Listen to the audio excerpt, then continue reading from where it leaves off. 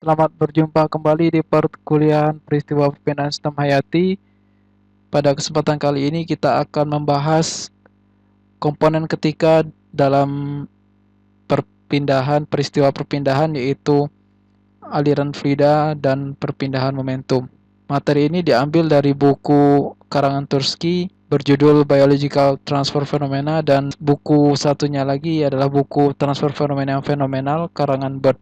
Capaian diharapkan untuk kalian kuasai pada pertemuan kali ini adalah mendeskripsikan sudut pandang Lagrangian dan Eulerian untuk kecepatan, kemudian mendeskripsikan percepatan dalam fungsi spasial atau ruang dan waktu, kemudian mendeskripsikan parameter terkait momentum seperti kecepatan, gaya, tekanan, gaya regang atau shear stress, lalu menyusun rancak kerangka momentum untuk geometri yang sederhana, dan yang terakhir adalah mampu menyelesaikan kasus sederhana untuk kerangka momentum dan tentunya menggunakan geometri yang sederhana. Posisi materi ini terhadap rangkaian keseluruhan materi peristiwa perpindahan momentum sama halnya dengan komponen perpindahan yang lain yang telah kalian pelajari, yaitu perpindahan panas dan perpindahan massa. Di sesi pertama kita akan mengkaji variabel yang akan dilibatkan dalam perpindahan momentum, yaitu kecepatan, dan ketika kita berbicara tentang kecepatan kita akan mengkaji kinematika fluida yang berkaitan dengan pergerakan fluida di dalam suatu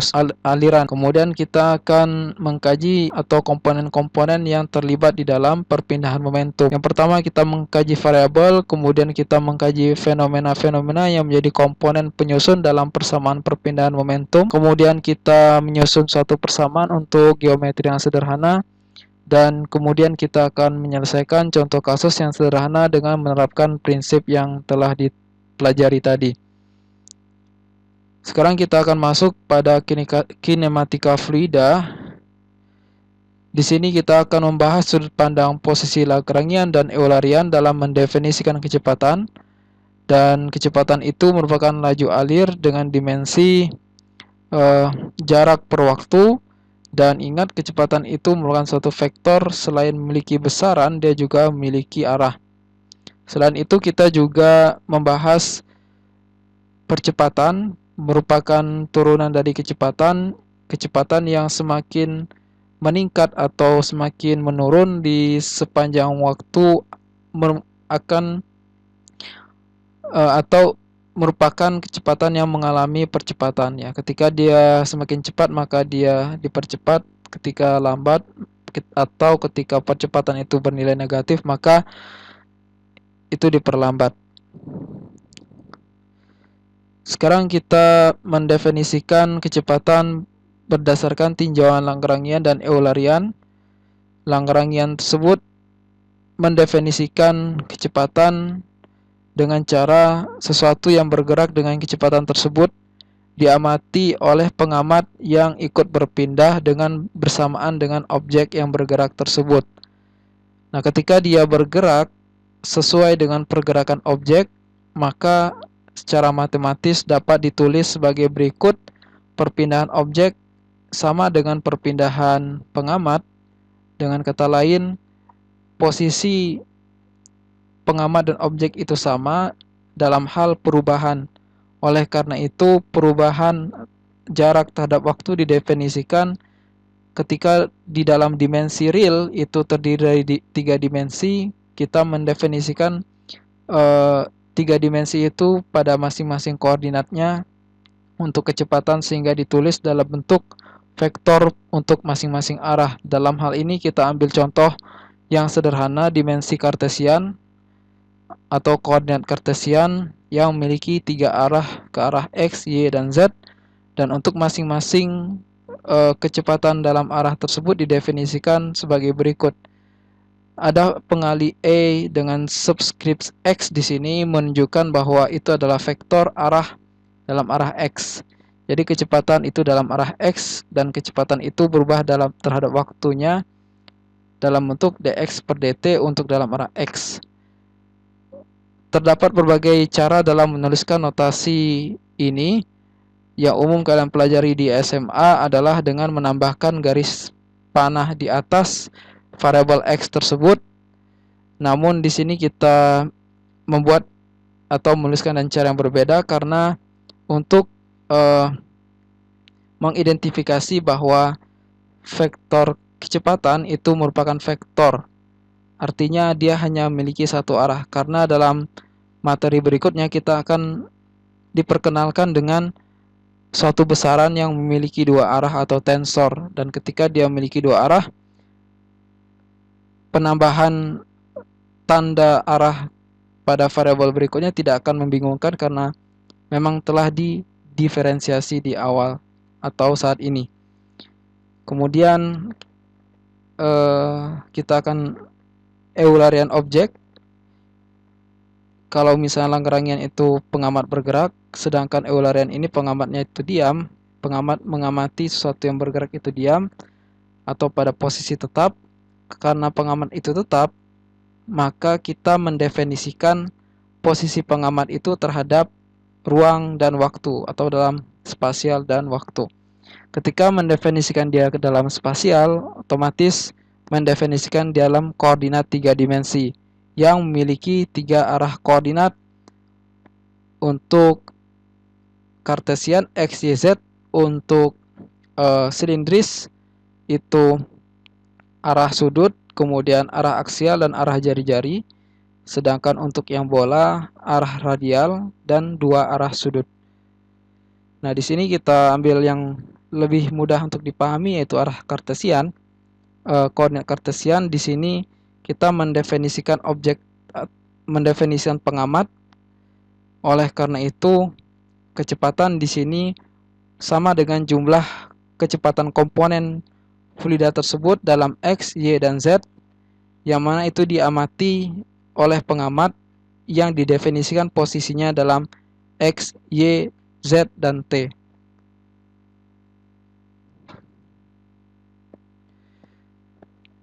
Kecepatan tersebut bisa diidentifikasi sebagai bentuk kecepatan rata-rata. Untuk sistem dengan multikomponen, kecepatan keseluruhan dihitung dengan mengkalkulasikan mengalihkan kecepatan dari masing-masing komponen dengan fraksi komponen tersebut terhadap sistem secara keseluruhan. Apabila sistem itu memiliki 3 komponen misalnya, dan masing-masing komponen tersebut diketahui berapa fraksi massa atau fraksi molnya, maka dengan nilai kecepatan individu tersebut kita bisa mengetahui berapa nilai kecepatan keseluruhan dari sistem yang terdiri dari 3 komponen tersebut. Dan di situ komponen tersebut bisa direpresentasikan dalam fraksi massa W dan fraksi mol X.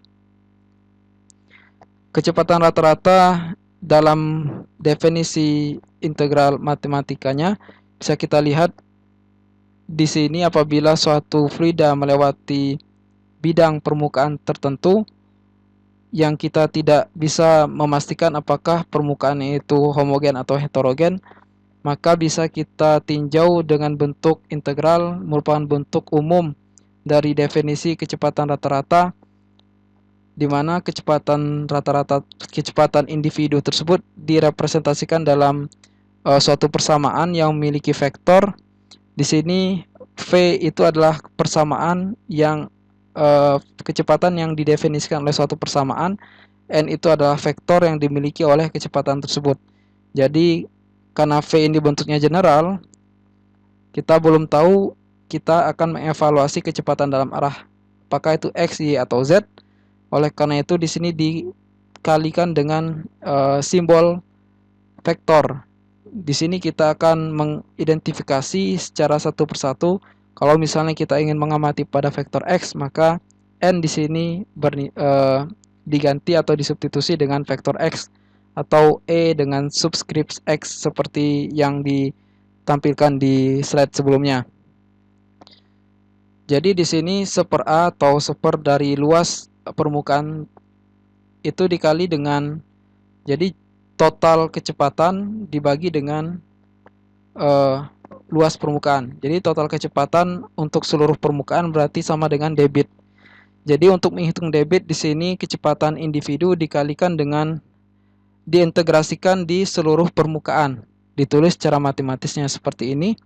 V dikalikan dengan vektor kecepatan individu dikalikan dengan diferensial A, dan A itu diintegrasikan di seluruh permukaan dan dibagi dengan nilai dari A tersebut, di mana V tadi merupakan fungsi X, Y, Z, dan T. Untuk penjelasan Eulerian.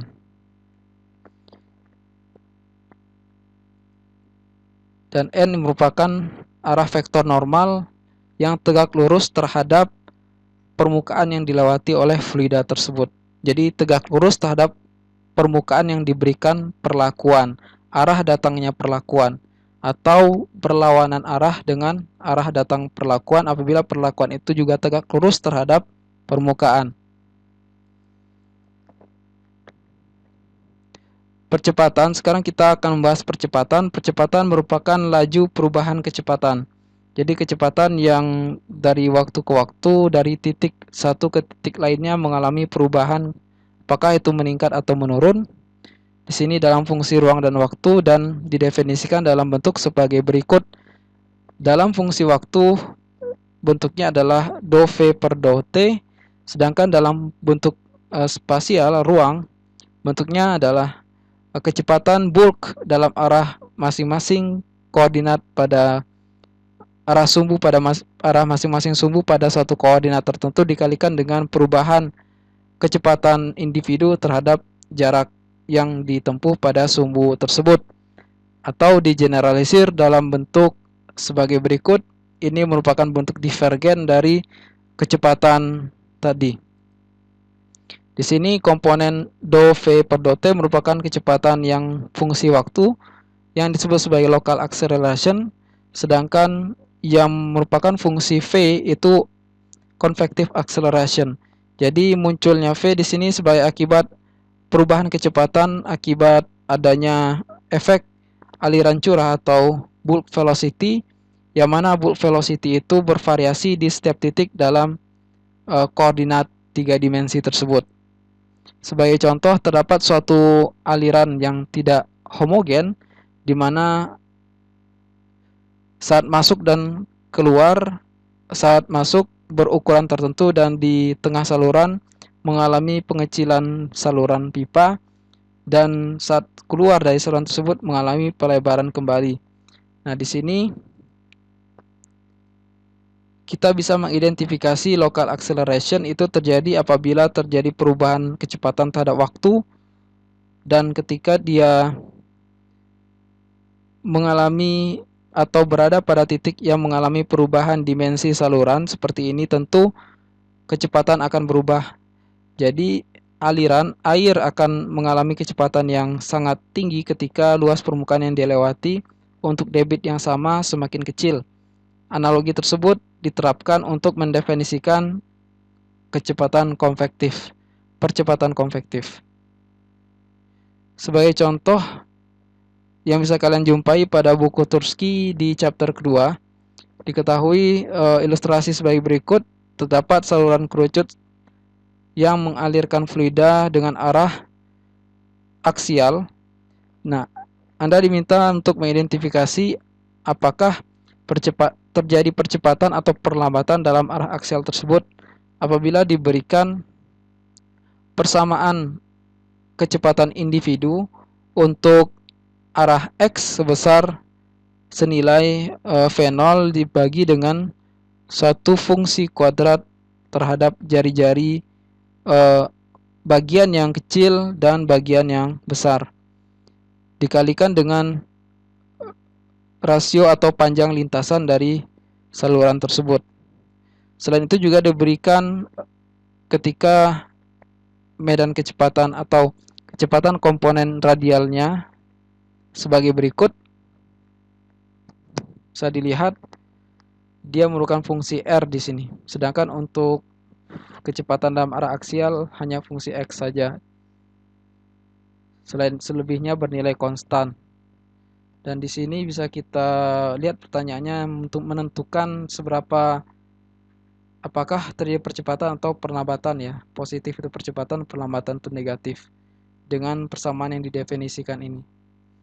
Dari definisi percepatan yang tadi telah disampaikan, kita berangkat dari bentuk divergen, kemudian kita terjemahkan untuk bentuk silinder, dari mana bentuk ini diketahui dari appendix buku Tursky, buku Bird, dan buku karangan Asim Kadata juga memiliki bentuk general dari masing-masing divergen ini.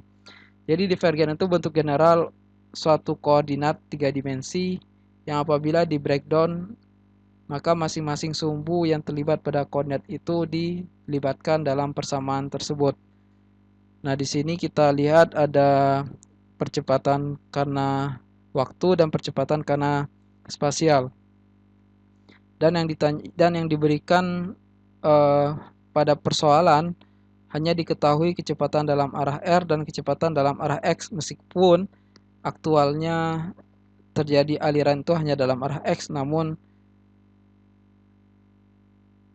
di soalnya juga diberikan definisi dalam arah R. Oleh karena diketahui itu VR dan VX, maka Vθ secara otomatis kita hilangkan karena otomatis berdefinisi 0, dan bentuk ini bisa disederhanakan sebagai berikut dan tidak diketahui apakah dia tunak atau tak tunak karena dia tidak diberikan informasi tambahan apakah dia itu fungsi waktu atau tidak, maka secara otomatis fungsi waktu ini direduksi sehingga menjadi persamaan yang lebih sederhana sebagai berikut.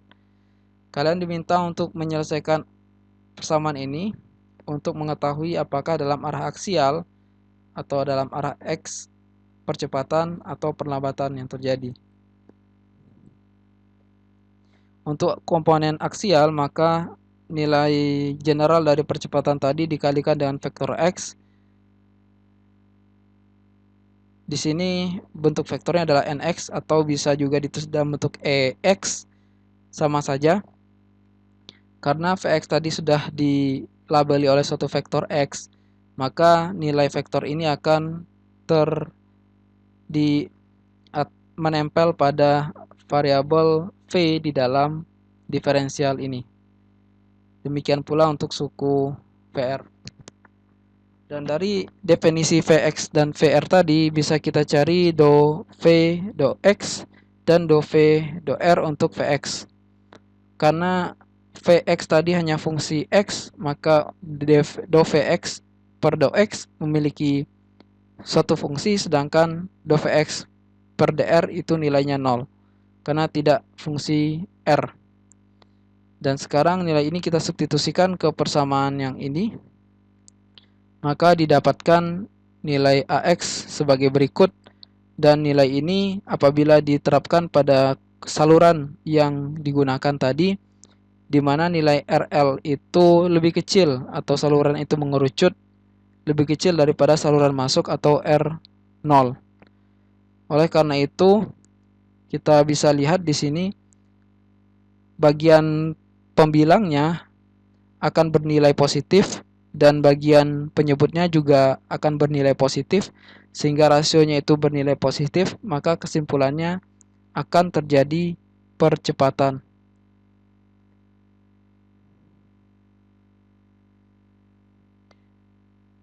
Jadi bentuk definisi dari divergen tadi bentuknya berbeda dengan koordinat kartesian karena kita menggunakan bentuk silinder. Dan definisi dari koordinat kartesian bisa kalian definisi dari divergen untuk masing-masing koordinat bisa kalian temukan di buku, di tabel matematika, di handbook mathematics, atau juga bisa dilihat di lampiran pada buku transfer fenomena yang telah direkomendasikan. Sekarang kita melihat komponen momentum itu terdiri dari gaya. Gaya itu yang sederhana bisa kalian ketahui persamaannya yaitu M dikalikan dengan G atau gravitasi. Gravitasi itu sendiri merupakan kecepatan M dikali A. Namun ketika dikaitkan dengan momentum, momentum itu persamaannya adalah M dikali V atau massa dikalikan dengan kecepatan. Dan kecepatan itu jika dikaitkan dengan percepatan, maka percepatan sama dengan V dibagi dengan T. Oleh karena itu, gaya sama dengan momentum, perubahan momentum dalam kurun waktu tertentu. Untuk tekanan, tekanan merupakan gaya yang diberikan pada suatu area secara tegak lurus terhadap area tersebut. Atau bisa ditulis perubahan momentum yang diberikan pada suatu area dalam kurun waktu tertentu. Itu adalah tekanan. Kemudian perpindahan momentum melalui viskositas atau juga yang akan mengakibatkan adanya shear stress ya. Shear stress itu adalah regangan yang terjadi yang berpindah tegak lurus dari arah aliran. Kemudian juga ada perpindahan momentum secara konvektif di mana aliran yang sangat cepat suatu fluida akan mengakibatkan terjadinya perpindahan momentum dari partikel-partikel penyusun fluida tersebut. Sekarang kita mencoba mendefinisikan gaya dalam bentuk percepatan dan dalam bentuk definisi integralnya pada suatu kontrol volume. Jadi percepatan itu gaya adalah massa dikali percepatan, dan massa bisa didefinisikan sebagai suatu densitas fluida dikalikan dengan volume ya. Dikalikan dengan volume. Densitas atau satuannya massa per volume dan dikalikan dengan volume, dan volume tersebut untuk increment tertentu, volume tersebut direpresentasikan dalam bentuk dV atau segmen terkecil. Jika kita meninjaunya secara mikroskopik, dV itu ada segmen terkecil dari volume tertentu. Sama halnya tadi dA ada segmen terkecil dari suatu luas permukaan tertentu. Apabila kita memiliki persamaan individu, maka kita bisa menetapkan segmen terkecil tersebut untuk diterapkan di seluruh sistem. Jadi sistemnya itu adalah V dan segmennya adalah dV.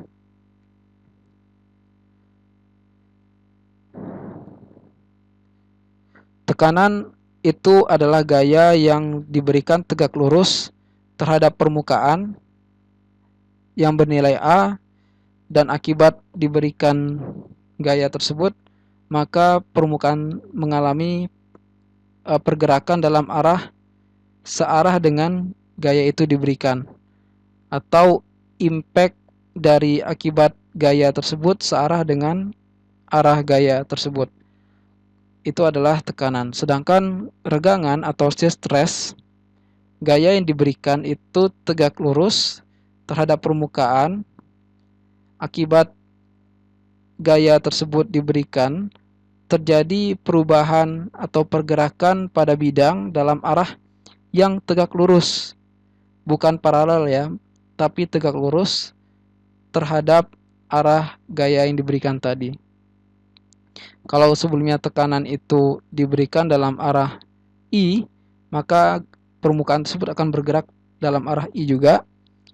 Kalau misalnya regangan tadi diberikan dalam arah I, dia akan bergerak dalam arah J, di mana J itu tegak lurus terhadap I.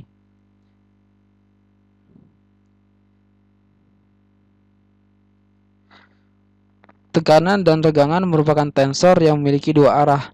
Hanya saja untuk tekanan, dua arahnya itu berada dalam nilai yang sama atau arah yang sama. Sedangkan regangan bisa sama dan bisa tidak. Namun untuk kasus umumnya pada fluida-fluida incompressible seperti air atau fluida yang sering kita terapkan dalam lingkungan hayati, tensor itu untuk regangan nilai I tidak sama dengan J. Bukan nilai, tapi arah I itu tidak sama dengan arah J.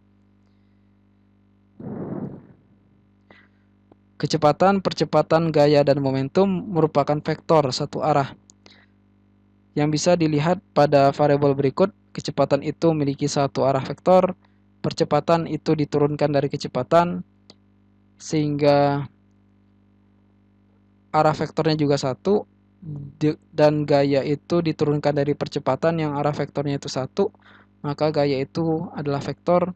Demikian pula momentum yang diturunkan dari kecepatan yang memiliki satu arah, itu juga vektor. Jadi ini adalah bentuk dari atau perbandingan antara tekanan dan shear stress, di mana tekanan itu diberikan dalam arah normal pada bidang ya, dan impact-nya adalah searah dengan arah pemberian tekanan tersebut. Sedangkan kalau shear stress ketika diberikan dalam arah normal, maka efeknya dalam arah Y, dalam arah X ya. Untuk kasus umum yang sering kita jumpai adalah dalam arah Y dan dalam arah X ya. Untuk fluida-fluida sintetis bisa juga dalam arah yang searah dengan arah pemberian gaya tersebut. Sekarang kita akan meninjau kondisi statis fluida. Di sini terdapat suatu kolom yang terisi air pada ketinggian tertentu dan air tersebut statis diam, dan kita akan meninjau segmen di dalam segmen volume dari air tersebut untuk mendefinisikan persamaan perubahan tekanan terhadap ketinggian dari air tersebut. Di sini kita menggunakan neraca gaya. Pada segmen ini kita tinjau secara sederhana dengan mengasumsikannya dalam bentuk suatu kubus atau koordinat kartesian, dan kita menghitung gaya yang diterapkan pada setiap sisi.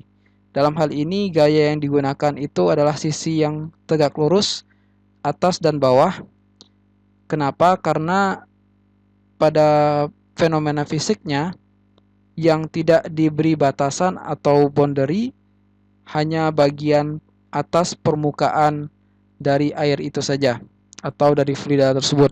Sedangkan sekelilingnya dibatasi oleh selubung dari silinder, sehingga tidak ada tekanan yang, atau jika ada tekanan yang dirasakan dari satu sisi dan sisi yang lain itu saling menghilangkan satu sama lain.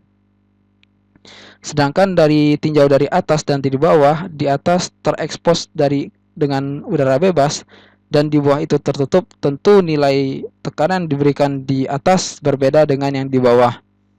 Di sini bisa kita lihat pada permukaan atas tekanan itu diberikan berlawanan arah dari arah normal permukaan tersebut atau menuju ke arah bawah, dan ini diposisikan dalam koordinat X, Y, Z. Apabila posisi koordinatnya sebagai berikut, X itu ke arah pembaca, Z itu ke arah kanan, dan Y itu ke atas, maka posisi tekanan itu berada pada Y plus delta Y. Kemudian tekanan yang bagian bawah juga menekan ke atas ya, karena definisi tekanan itu adalah gaya yang diberikan tegak lurus atau berlawanan dengan arah normal suatu permukaan yang diberikan perlakuan. Kalau bagian bawah permukaan yang di sini, maka arah normalnya adalah menuju ke bawah. Oleh karena itu tekanannya adalah berlawanan dengan arah normal dan itu menuju ke atas. Dan kontrol volume atau segmen volume itu sendiri memiliki efek gravitasi yang berpengaruh kepada gaya dari sistem tersebut. Jadi di kontrol volume itu sendiri bisa mendefinisikan gaya sebagaimana tadi yang disampaikan, F sama dengan M dikali dengan G, dan M itu sendiri bisa diturunkan dari densitas dikalikan dengan volume, dan di sini kita mengkaji volume. Oleh karena itu densitas di sini adalah merepresentasikan volume dari kontrol volume tersebut pada pendefinisian gaya di dalam sistem. Kita susun neraca dengan mendefinisikan masing-masing input, output, dan yang berubah di dalam sistem sebagai berikut. Lebih jelasnya, arah X itu tekanannya bernilai 0 ya. Ya, tidak ada tekanan yang diberikan dalam arah X, karena sisi X itu diselubungi oleh permukaan silinder ya. Demikian pula dalam arah Z juga sama. Dan dalam arah Y terjadi kita bisa menghitung neraca gayanya. Namun karena fluidanya itu statis diam, maka resultan gayanya itu tidak ada, atau sama dengan 0 ya. Di sini susunannya adalah yang masuk dikurangi dengan yang keluar, yang atas dikurangi dengan yang bawah, sama dengan yang terakumulasi di dalam sistem ya. Yang terakumulasi di dalam sistem dan ini disusun ulang menjadi sebagai berikut.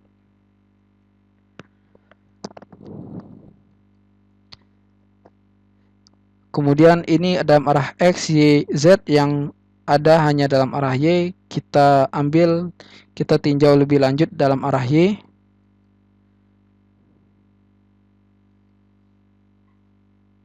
Dalam kondisi statis dalam arah X dari yang persamaan yang tadi 3 tadi menjadi sebagai berikut. Dan ketika delta X itu mendekati 0, maka bentuknya seperti ini. dP per dx sama dengan 0. Demikian pula untuk Y dan Z.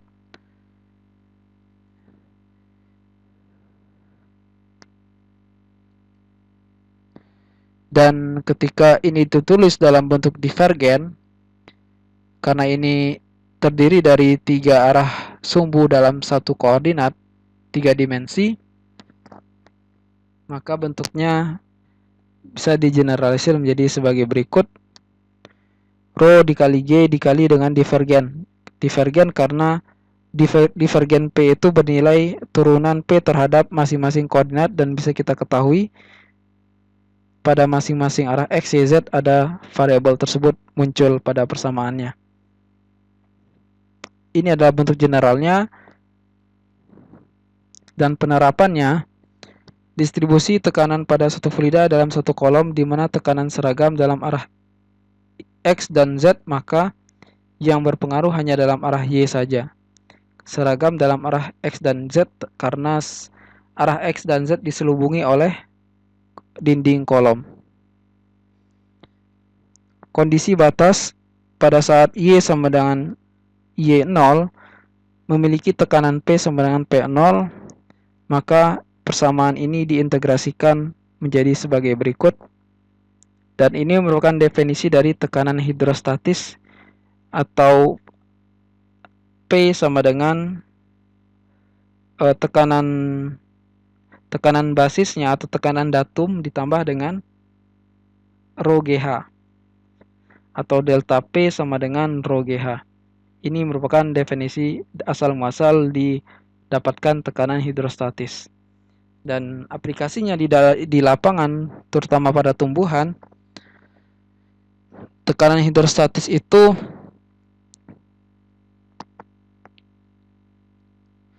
bisa kita lihat di sini. Di atmosfer itu memiliki tekanan hidrostatis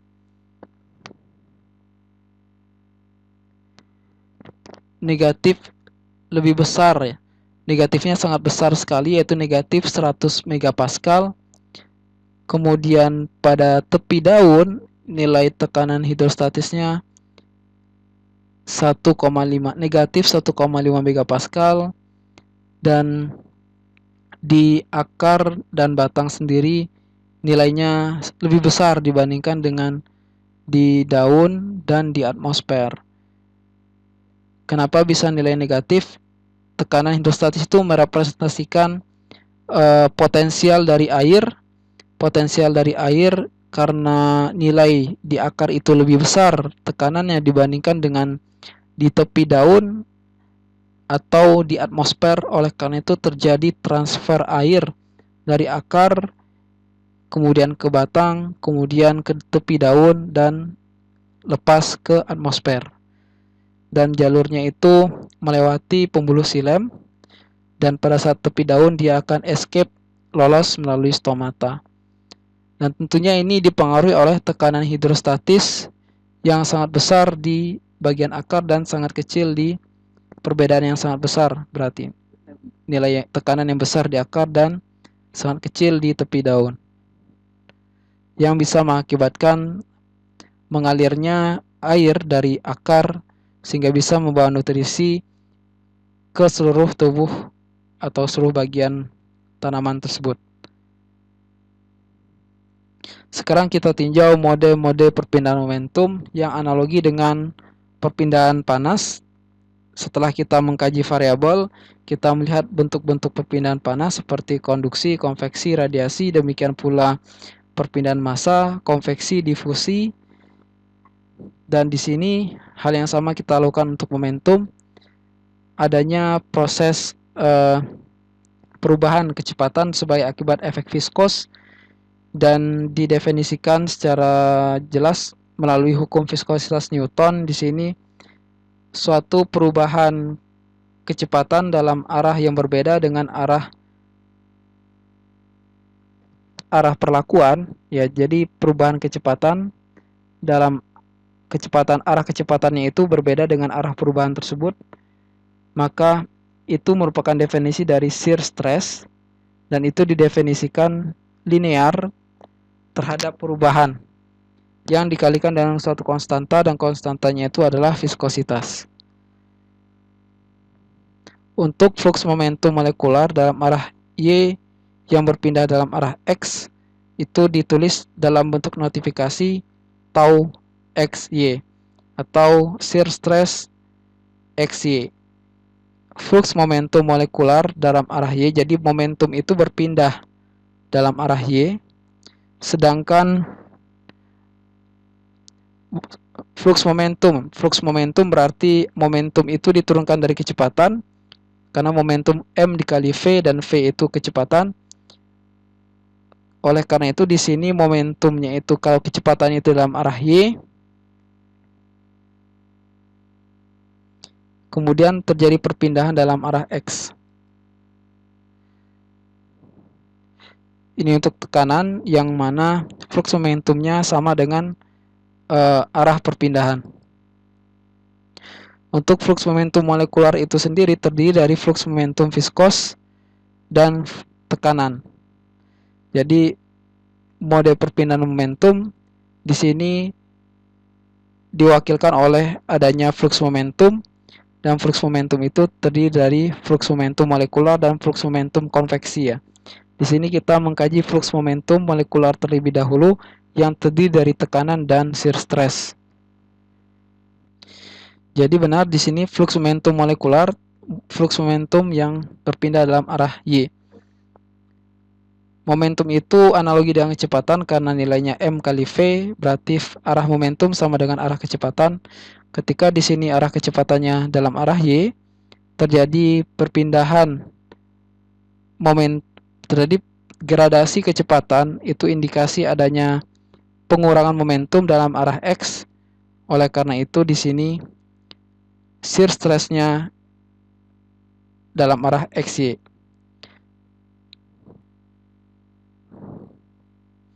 Kemudian selain komponen flux momentum molekular, kita juga dalam persamaan perpindahan momentum juga menggunakan dilibatkannya ada proses konvektif, sehingga terdapat flux momentum konvektif, di mana di sini momentum per unit volume itu direpresentasikan oleh,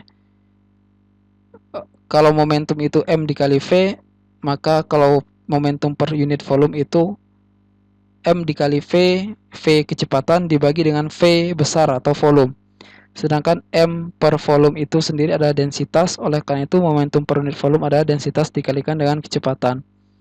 Kemudian karena momentum ini dipindahkan bersama aliran, oleh karena itu flux momentum, flux itu satuannya adalah momentum, persatuan waktu, dan persatuan luas. Jadi momentum per luas per waktu, dan itu nilainya sama dengan rho dikalikan dengan V, momentum dikalikan dengan kecepatan. Momentum per unit volume dikalikan dengan kecepatan. Flux momentum konvektif ke arah Y yang berpindah dalam arah X, itu ditulis rho Vx Vy. Demikian pula diterapkan untuk arah koordinat YX, YZ atau ZX.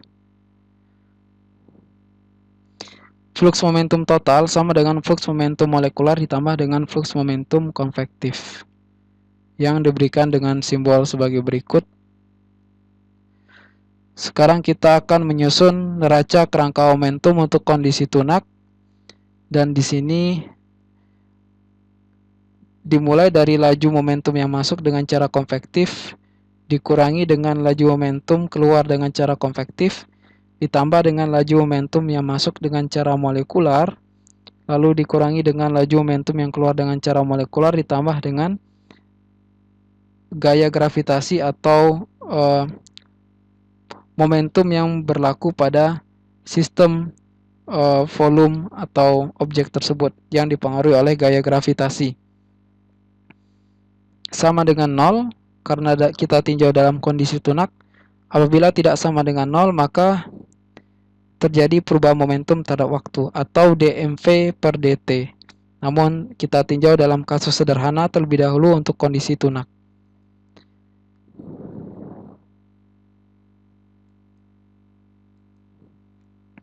Langkah-langkah dalam menyelesaikan kasus ini adalah: pertama, mengidentifikasi variabel ruang yang terkait beserta komponen-komponen kecepatan yang tidak boleh diabaikan. Kemudian menggambarkan neraca momentum untuk satu elemen kerangka atau disebut sebagai shell yang sangat tipis yang relevan dengan variabel ruang. Kemudian membuat ketebalan kerangka itu mendekati 0.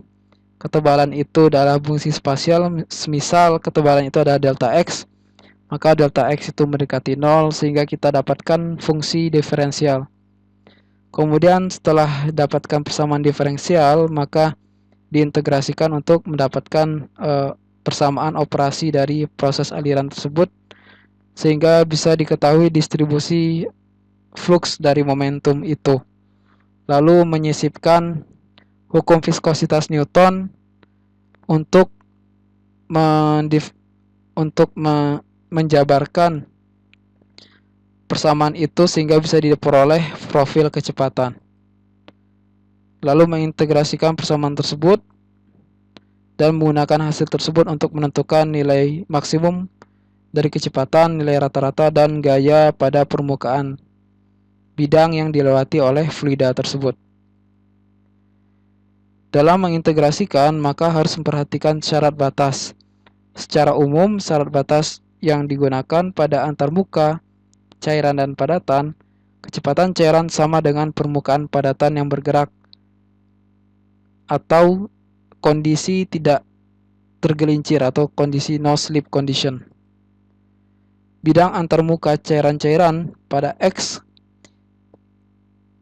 bidang antarmuka cairan-cairan pada posisi X yang konstan untuk koordinat kartesian, di mana nilai kecepatan dalam arah Y dan Z itu bernilai, maka pada bidang tersebut masing-masing cairan pada posisi X pada pertemuan di posisi X tersebut memiliki nilai yang sama. Jadi kecepatan cairan 1 dengan cairan 2 untuk di posisi X tersebut bernilai sama.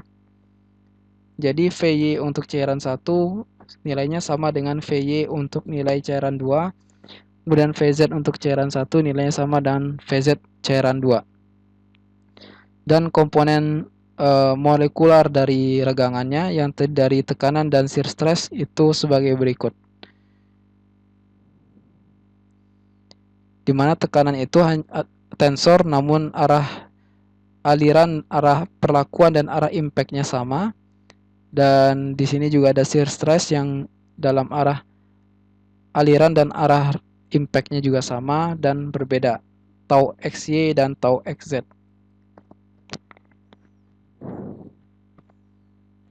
Pada bidang yang perbatasan antara cairan dan gas, untuk level X atau posisi X yang konstan, nilai shear stress tau XY dan tau XZ-nya adalah 0, asalkan gradien kecepatan pada sisi gas tidak terlalu besar, seperti tidak ada hembusan yang sangat besar pada permukaan cairan tersebut. Selain itu juga karena viskositas gas itu jauh lebih kecil dibandingkan cairan sehingga pergerakan gas tidak akan memberikan efek perubahan momentum yang signifikan pada cairan. Ketentuan ini berlaku pada saat tidak ada proses perpindahan massa seperti adsorpsi, absorpsi, disolusi, evaporasi. Evaporasi adalah ketika cairan itu menguap, ya ketika berpapasan atau berbatasan langsung dengan udara maka terjadi penguapan. Nah, asumsikan bahwa tidak terjadi hal itu untuk menyederhanakan persamaan momentum ini.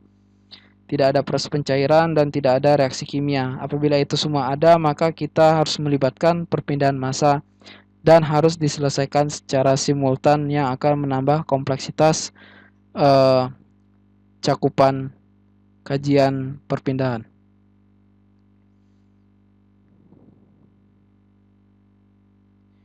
Di sini kita lihat pada antar muka suatu cairan yaitu fasa 1 dan fasa 2, nilai kecepatannya itu kontinu di sini. Sama halnya dengan temperatur, namun berbeda dengan kecepatan, berbeda dengan massa. Jadi ini berlaku untuk kecepatan, momentum, dan temperatur. Yang berlaku bahwa pada antar muka fasa 1 dan fasa 2, profil perubahan kecepatan dan temperatur itu kontinu. Sedangkan untuk perpindahan massa dia diskontinu karena itu menggunakan hubungan kesetimbangan.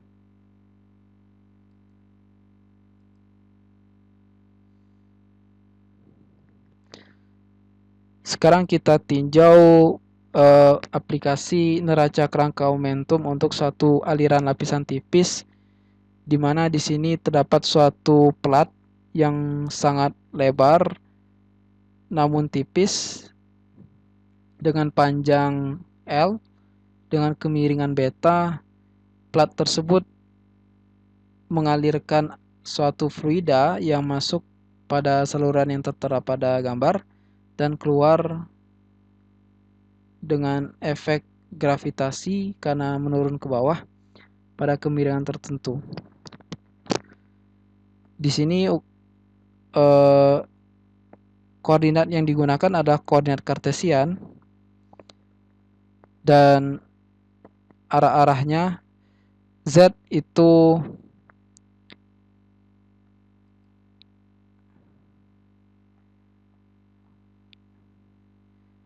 searah dengan arah kemiringan, arah pergerakan dari cairan tadi ada arah Z. Kemudian pada saat keluar dari atau cairan itu keluar, maka itu terjadi pada saat Z sama dengan L.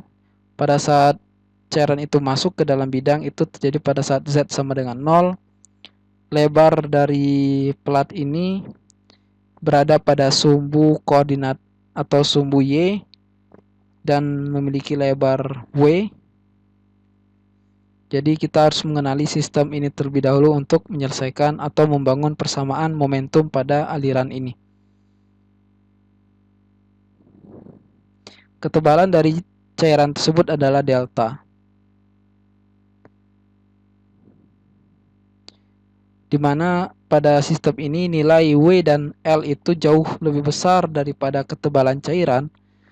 Karena dia lebih besar sehingga efek momentum untuk W dan L itu tidak signifikan dibandingkan dengan ketebalan cairan, sehingga objek yang kita kaji itu adalah delta, dan delta itu berada dalam arah X untuk koordinat ini. Pada laju alir yang kecil, gaya viskos akan menghambat percepatan. Oleh karena itu di sini Vz atau kecepatan dalam aliran fluida tersebut merupakan fungsi X ya, merupakan fungsi X karena gaya viskos itu hanya signifikan pada dalam arah ketebalan. Sedangkan kecepatan dalam arah Vx itu tidak ada, tidak didefinisikan di sistem. Demikian pula kecepatan dalam arah Vy. Dan tekanan di sini merupakan fungsi X tergantung ketinggian dari ketebalan cairan tadi. Di sini shear stress terjadi dalam arah alirannya dalam arah Z. Shear stress yang terjadi perubahan momentum dalam arah X ya.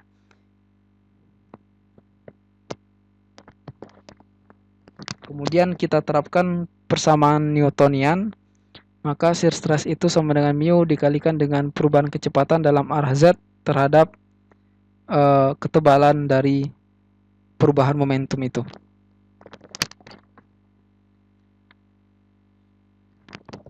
Bisa dilihat ilustrasinya ketika aliran tadi dipotong menjadi segmen volume yang kecil tipis. Di sini kita lihat arah alirannya dari kanan ke kiri ya. Kanan ke kiri itu merupakan arah Z. Dan kita identifikasi secara general masing-masing komponen arah, yaitu flux momentumnya yang terdiri dari flux momentum konvektif dan flux momentum molekular untuk berbagai koordinat. Ya, di sini untuk Z,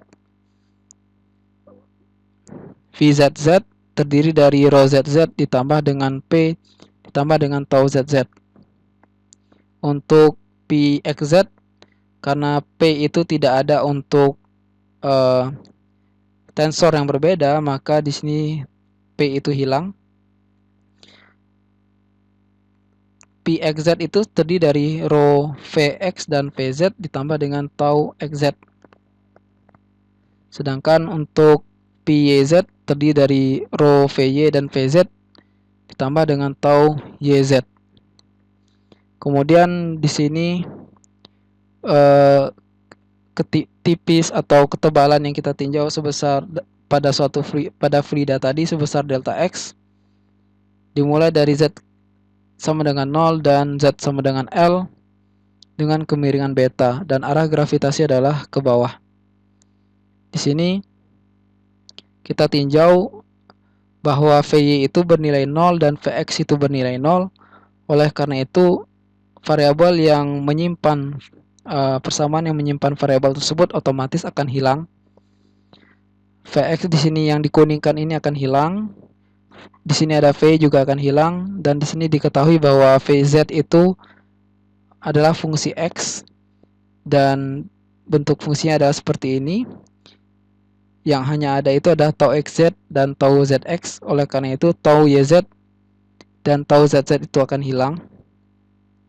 Yang tersisa di sini adalah yang berwarna putih, yang ditunjukkan oleh berwarna putih pada ilustrasi gambar tersebut. Laju momentum Z masuk melintasi permukaan pada Z sama dengan 0 adalah karena laju momentum berarti flux dikalikan dengan luas permukaan. Luas permukaan momentum ZZ yang masuknya dari sini berarti permukaannya adalah lebar atau W dikalikan dengan ketinggian delta X. Pada saat Z sama dengan 0, kemudian laju momentum Z keluar melintasi permukaan pada saat Z sama dengan L, W dikali delta X pada saat PZZ, di mana Z sama dengan L, ditambah dengan laju momentum Z keluar melintasi permukaan pada X. X di sini dari atas ya, dari atas bidang X itu adalah W dikalikan dengan L. Dari atas masuk keluar ke bawah. Laju momentum Z keluar melintasi permukaan pada X plus delta X. Dan gaya gravitasi yang bekerja pada fluida dalam arah Z. Gaya gravitasi berarti momentum per unit volume. Karena ini per unit volume berarti harus dikalikan dengan kontrol volume yang dilibatkan di sini, yang mana nilainya sama dengan L dikalikan dengan W dikalikan dengan panjang kali lebar dikalikan dengan ketinggian. Ketinggiannya adalah delta X. Dan di sini karena kemiringannya itu beta, maka arah gravitasi dikoreksi berdasarkan kemiringan aliran ini. Dan persamaan ini disusun sesuai dengan persamaan general yang sebelumnya telah disampaikan.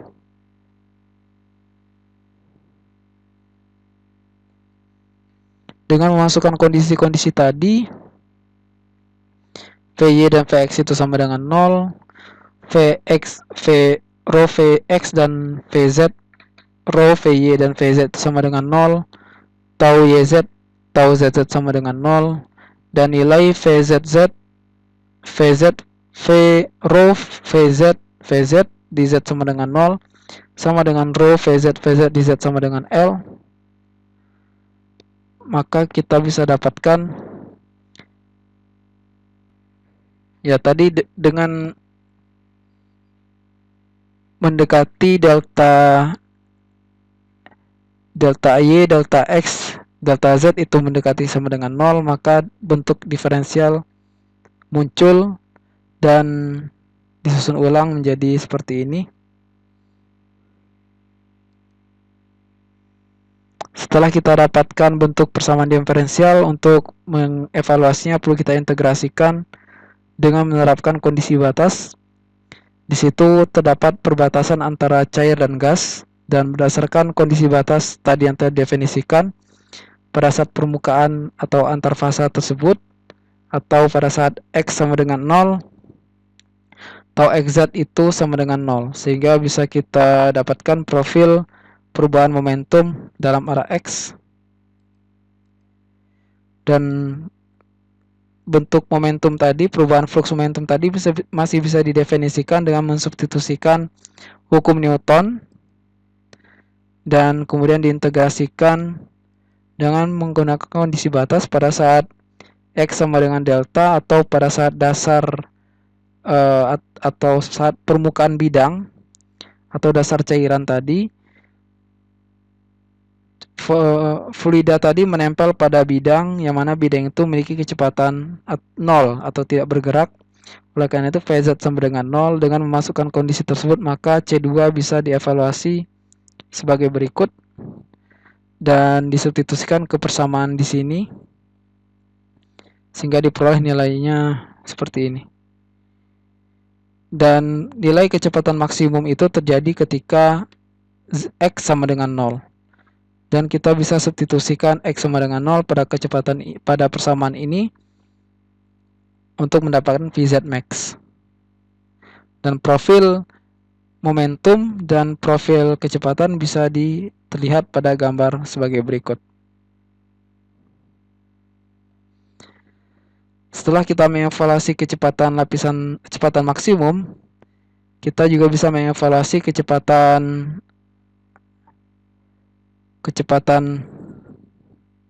rata-rata dengan mengalihkan kecepatan individu atau kecepatan Z tadi dengan bidang yang dilewati oleh Z, yaitu dx dy, dan membaginya dengan bidang itu juga. Namun yang membedakan di sini karena Vz itu terdefinisi dalam bentuk persamaan, maka kecepatan individu tadi dikalikan dalam bentuk integral dan dibagi dengan integral. Karena di sini Vz itu tidak tergantung dengan variabel y, oleh karena itu integral w ini bisa kita integrasikan secara bebas, secara independen, dan saling menghilangkan antara penyebut dan pembilang. Sedangkan untuk integral x itu harus diintegrasikan dengan Vz karena Vz ini tadi memiliki komposisi x di dalam persamaannya.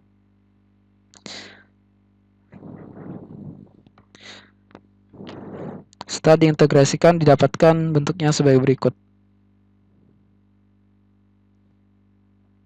Dan disederhanakan bahwa kecepatan rata-ratanya sama dengan 2/3 Vz max. Laju air massa W dari kecepatan rata-rata dengan integrasi seluruh distribusi kecepatan sama dengan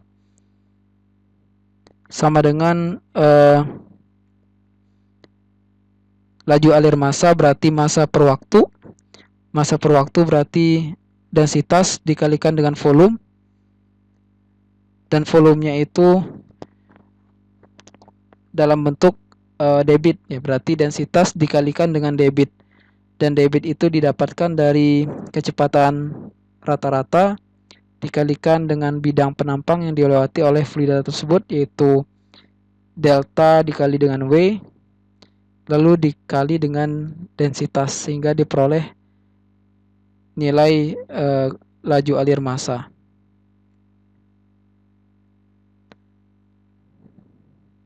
Dan dari besarnya nilai massa yang terukur, bisa diprediksi berapa tebal film atau tebal cairan.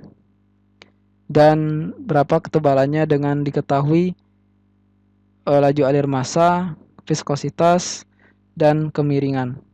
Ini untuk menentukan bahwa yang terukur itu adalah massa, viskositas, dan kemiringan. Kita tidak bisa menghitung kecepatan di setiap titik pada aliran tipis tadi, sangat sulit. Dengan persamaan ini kita bisa memprediksi berapa ketebalan dari aliran tadi. Gaya per unit luas dalam arah Z pada arah elemen permukaan tegak lurus terhadap arah X adalah tau XZ. Kemudian itu dievaluasi pada X sama dengan delta atau pada dasar atau pada bidang miring tadi pada permukaan padatannya. Gaya yang diberikan oleh fluida tersebut dan komponen Z dari gaya F fluida pada permukaan padatan diperoleh dari integrasi shear stress di seluruh antar muka padatan dan cairan. Jadi untuk menentukan gayanya, jadi fluida itu mengalir dan memberikan efek pada permukaan padatan. Dan kita mengevaluasi shear stress pada permukaan tadi untuk mengetahui seberapa besar gaya yang diberikan oleh fluida tersebut. Dan bidangnya adalah L dan W, sehingga ini dievaluasi pada dy dz. Dan dengan mensubstitusikan tau XZ, maka menerapkan persamaan Newton tadi, dan kita juga telah mengetahui nilai dvz per dx di sini. Untuk X sama dengan delta, maka kita akan mendapatkan seberapa besar nilai gaya yang dirasakan oleh bidang miring tadi akibat ada aliran air pada permukaannya.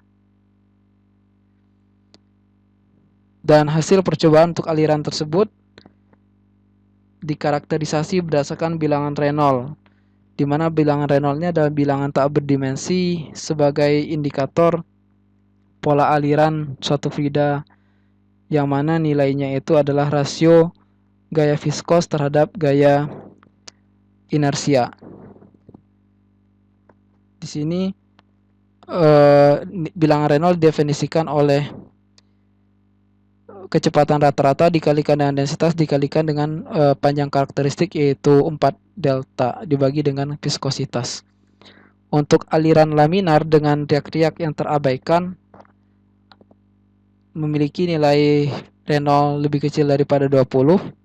Kemudian aliran laminar yang bergelombang antara 20 hingga 1500. Untuk aliran turbulen yang tidak beraturan di atas 1500. Persamaan tadi hanya berlaku untuk kondisi aliran laminar dengan bilangan Reynolds lebih kecil daripada 20. Dan contoh aplikasinya adalah suatu minyak dengan viskositas kinematik sebesar 2 kali 10 pangkat negatif 4 meter kuadrat per second dengan densitas sekian apabila ketebalan cairan diinginkan sebesar 2,5 mm pada dinding vertikal, berapa jumlah laju massa yang mengalir. Dengan menggunakan persamaan tadi, kita bisa menentukan ketebalan cairan. Di sini kita mengidentifikasi karena persamaan dalam mendefinisikan ketebalan tadi membutuhkan laju massa, maka kita definisikan dulu berapa nilai laju massa aliran minyak tadi. Dan setelah mendefinisikan laju massa, kita substitusikan untuk memastikan bahwa persamaan tadi bisa digunakan. Kita tentukan nilai bilangan Reynolds-nya. Dan setelah dimasukkan ke dalam persamaan tadi, nilai bilangan Reynolds-nya itu sama dengan 5,1, artinya di bawah 20. Maka persamaan untuk menentukan ketebalan tadi bisa diterapkan.